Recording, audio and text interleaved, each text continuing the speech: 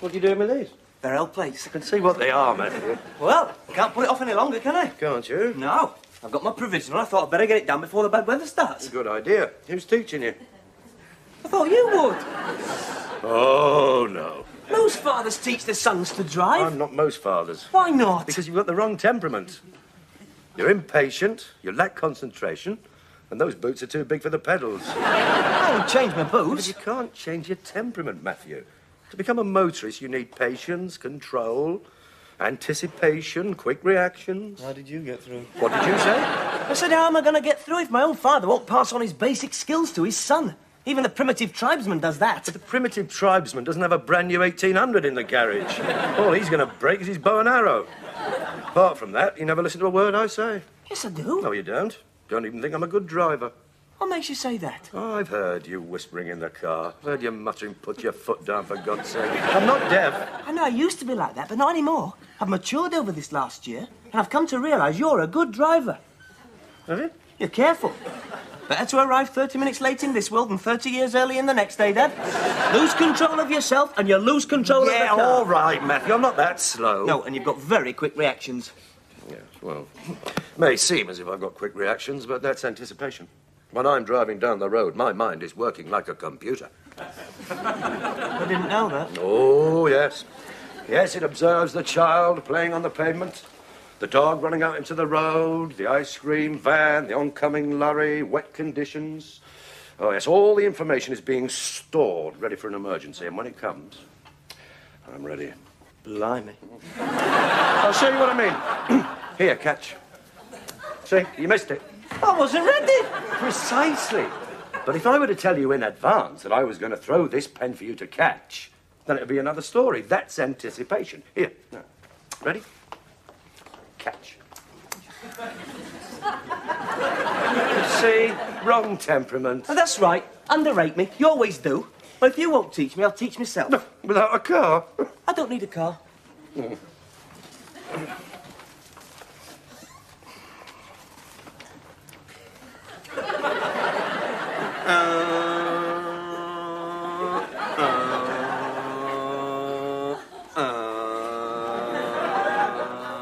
You're going to keep that noise up all night. I've got to learn. Forgot to put your seatbelt on. And you're not using your mirror. Don't hold the wheel like that. You'll tie your wrists in a knot. Feather the wheel. Through your hands, feather the wheel, feather the wheel. All right, you're moving out. Now indicate. Now, careful. Now you're taking that coffee table on a blind bend. Pedestrian!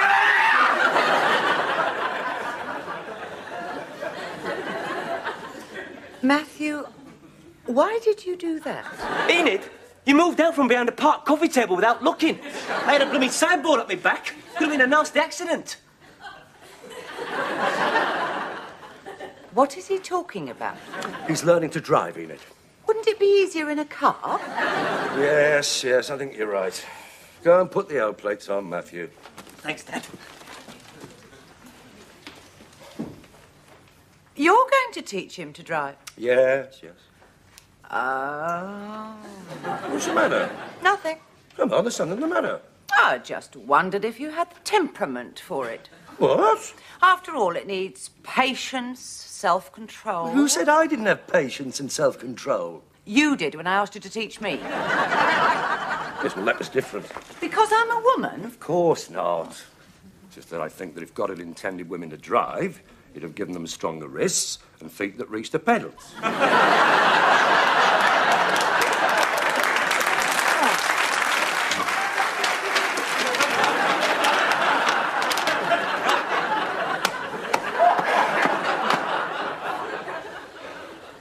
That bad? What a performance. I've never seen anything like it. When you get behind the wheel, you become a monster. You almost killed that woman. She stepped out. Matthew, pedestrians always have the right of way, especially on a zebra crossing. Well, I forgot where the brake was. What? You were shouting so much I couldn't concentrate. Well, of course I was shouting. You've given me a headache. What about me? My head's throbbing. Because of one little mistake? One little mistake, Matthew. You've noticed those triangular signs with the red edging and the black letters saying give way? Yeah. Well, that's what you're supposed to do. You give way to oncoming traffic. Don't leap out of them. It's like an ambush. I didn't hit anything. Only because you mounted the pavement. And you realise you ran over that man's foot. That was the curb. But why was he hopping up and down on one leg? Well, you shattered my confidence. You had too much confidence, if you ask me. You were travelling far too close to that car in front. I could read all his stickers. I'm a blood donor and come to Jesus. And I'd have thought the one in the middle would have interested you. If you can read this, you're too close. Well, I could read it all right. I could read the printer's name as well. He was travelling very slowly. Of course he was. He wanted you in front of him. You could see his face in the mirror. It was ashen. Oh, you were a menace. You see? Well, better put these in the dustbin. What? You're right, I'll never make a driver. It's a wrong temperament. Ah, I see. First setback and you're quitting, is that it? No, but you said there was Never mind what I said. You give up very easily, don't you? I just don't think I'll master it. I think my nerve's gone. Well, then the best thing is to get straight back into that car. Go on, put the old plates on. Why? You haven't got any faith in me. Yes, I have. I'll show you how much faith I've got in you. I'm going to let you drive that car out of the garage, and I'm not going to say a word.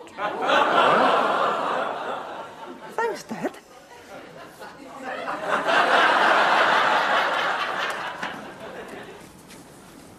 Where are you going? I'm getting in. Oh, wait a minute. Isn't there something we should do before setting out on a journey? I've been. Not talking about that. First thing we do is check the car is roadworthy. Have you looked at the tyres? No. Don't you think this front one looks a little under pressure? Could be. Check it. Seems all right. With this. 24. Ah, spot on. The manual says 26. Does it? Yeah.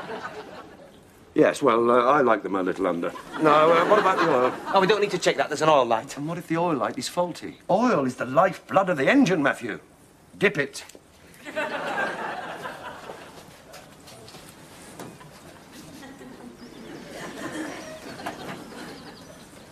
Can't open it. That's going to be embarrassing, isn't it? Motorist arrives at the garage and can't locate his engine. That'll impress him. Isn't there a catch inside? Well, of course there's a catch. I thought you'd pressed it.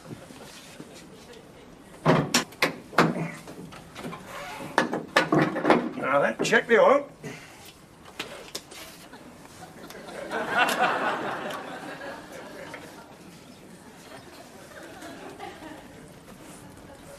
Can't find the dipstick. Oh, dear. Another embarrassing moment. Can't find his dipstick. Well, where is it?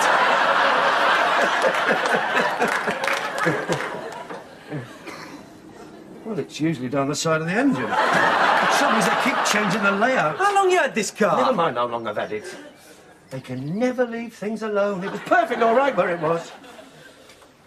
Oh, well, the oil light will tell us. Well, is everything else all right? Plugs, the leads, water levels. Good. Right, well, you can drop the bonnet. Matthew, Yeah? you trapped my tie in the car. Sorry. Never do that again. Never close a bonnet without making sure that it's clear of all appendages. Could have been a nasty accident. Right.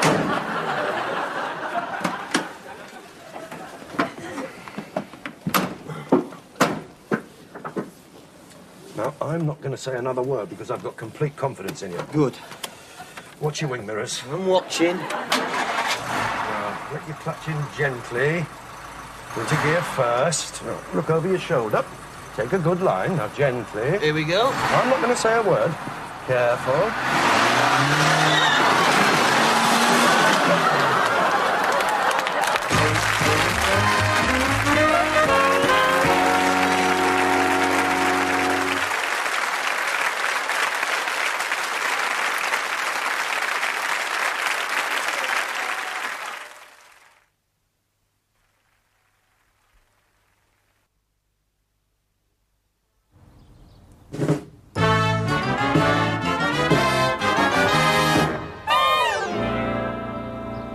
Now, I want a 3-point turn.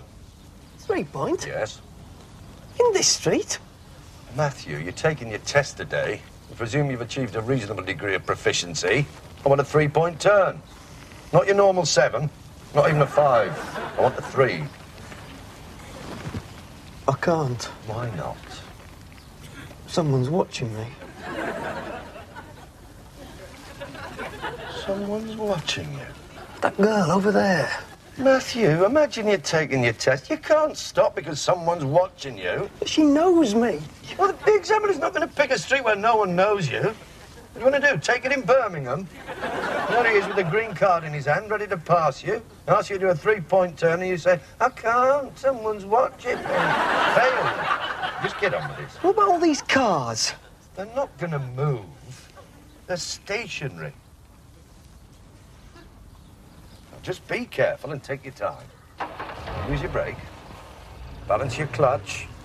Now, there's a bit of camber, so watch it. Don't roll back. Don't roll back!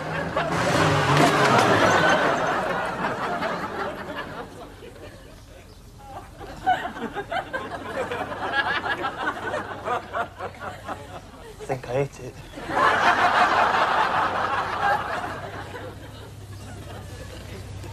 Pull over, will you? See what the damage is.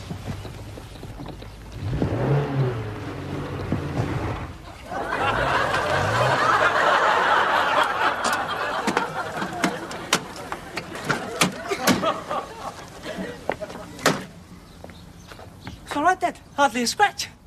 I was thinking of the other car, Matthew. The one you hit. Just a few scratches, that's all.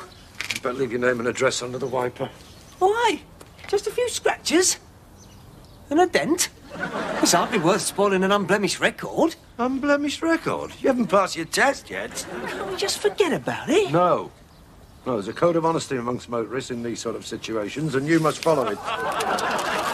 Besides, someone's watching. Where's she gone? Window across the street. Leave your details.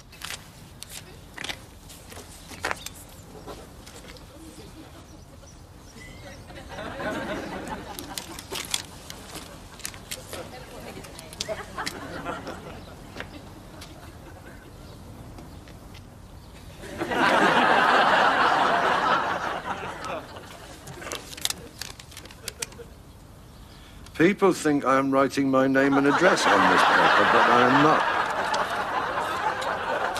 Write down your name and address. And hurry.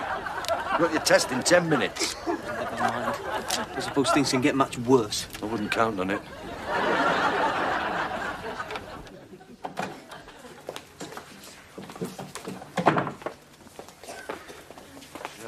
Keep calm, Matthew. Try and relax. Are you nervous? Yeah, you? No. You been before? 6 times. I just hope I don't get Morley. He never passes anyone. He's a swine. I've had him 3 times. He hates me. Not that I'm worried this time. Why? I'm on tranquilizers. It's going to be murder today. The road's up in the high street. There are diversions, and they've forecast heavy rain. What's the overall stopping distance if you're doing 50? Overall distance? 175 yards.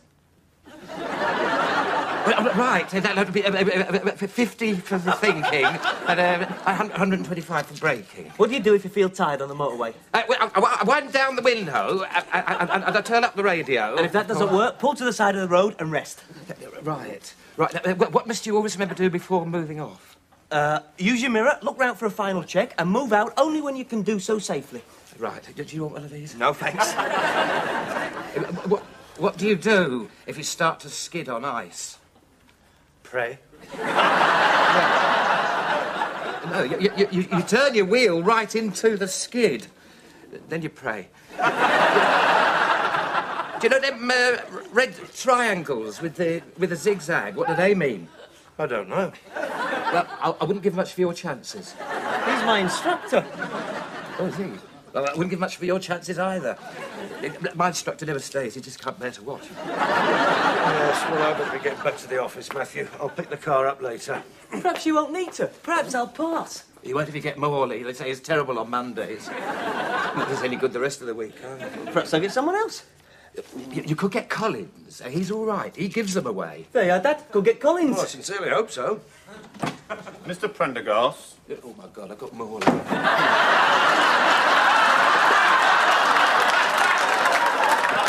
What this means, Dad? You could get Collins. Right. Hello. My name's Collins. Great. My name's Willows, Matthew Willows. Yes. I believe you left this note on my windscreen. I'll pick the car up later, Matthew. Buses run every hour.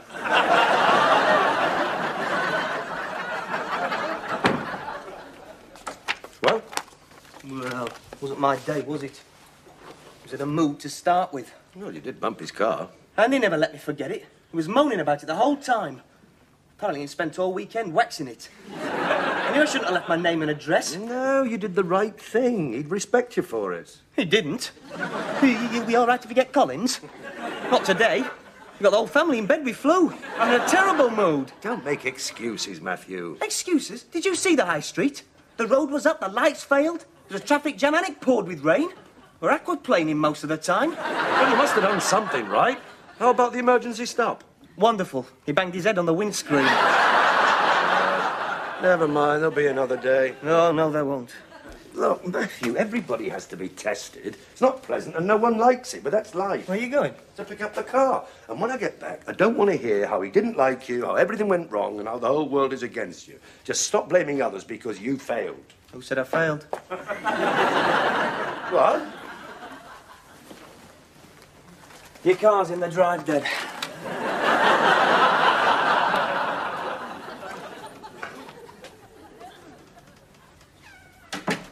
Dad, can I borrow No. You didn't even know what I was going to say. Let me see if I can guess. You were going to say, can I borrow the car? Yeah. No. Why not? Because it's my car, it's the only one I've got, and I need to look after it. Come on, Dad, it's not as if you're using it. And I am, as a matter of fact. It's a rotten night, and I promised to take Enid home. That's no problem. I can drop her off on the way. No, I couldn't risk it. No, it's freezing fog out there, Matthew. Need a few thousand miles under your belt to cope with that. It's not that bad. Not yet, but it could descend like a blanket. Like the fog of 63. Yes, that was a real fog. So thick you couldn't see the instrument panel. I was known as Cat's Eyes in those days. Cat's eyes? Yes, and you know what? They used to close in the daytime. Because I could see in any conditions. When it was foggy, people used to ask if they could follow me home. Yes, the fog of 63.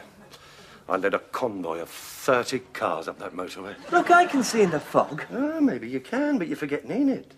She wouldn't entrust her safety to someone who's only just passed his test. She wouldn't mind. Oh, you don't think so? Oh, well, let's find out, shall we? Enid! Yes, Mr. Willows. Oh, Enid, Matthew's just asked if he can borrow the car, and he said he'll run you home on the way. I'll get my coat. Enid, I would point out that I am prepared to take you myself. That's all right. Yes, but after all, he's only just passed his test. I mean, we would both understand if you felt safer with a, more experienced driver. No, I don't mind. But conditions are pretty bad, Enid. Freezing fog, possibility of black ice, and he is very young. Ah, but younger people have quicker reactions, don't they? What? I'll get the car out. Enid, I appreciate you building his confidence like this, but if you feel safer with me... I don't. Oh, well, if it was that little incident in the supermarket car park, that wasn't my fault. No. That could happen to anyone. Yes, but it did shake me up, Mr. Willows. My neck hasn't been the same since. I think I've got whiplash. You haven't said anything to Matthew? No. Oh, good, because he's still got a lot to learn, and I don't want him to lose confidence in me. No, of course not. Dad, there's Mr. Chapman to see you. He says you pranked him in the car park. What? Ah, we meet again, Mr. Willows. You remember our little, incident in the car park? Well, in the excitement of the moment, we forgot to exchange our insurance details. Oh, no, that's all right, Mr. Chapman. You caused very little damage, and I've decided not to make a claim against you. Oh, thank you. Now, if I can have the address of your insurance company. Wait a minute. You're not making a claim against me. Well, you did reverse into me. Reverse into you? Reverse into you? You ran into me. I was carrying out a very difficult manoeuvre in a confined space when you entered the car park at speed and hit me. I was barely moving. Barely You asked my passenger if you were barely moving. She's got whiplash. Well, I'm afraid that's your fault, Mr. Willows. When you came out of your confined space, sharply... Sharply? When you entered that car park like a bat out of hell? I couldn't avoid you. And you made no attempt to stop. Stop? Didn't even see you. Then how could you judge my speed? I see. We've got a lawyer here, have we? I couldn't see you because you were just a blur. Fortunately, I don't have to bandy words with you. I have a witness, Mrs. Thompson. Enid, was there any way I could have avoided that collision? No. See? Not if you didn't see him. Why didn't I see him? You were watching the front end. I didn't see him because he wasn't there. Then how did we hit him? We didn't hit him, he hit us. Nobody could have seen him. I saw him. Yes, and why didn't you say something? Because you didn't have time. No, you don't like me to say anything. You lose your temper. I don't lose my temper! Look, I don't think this is getting us anywhere, Mr. Willows. If I could just have your insurance details, please.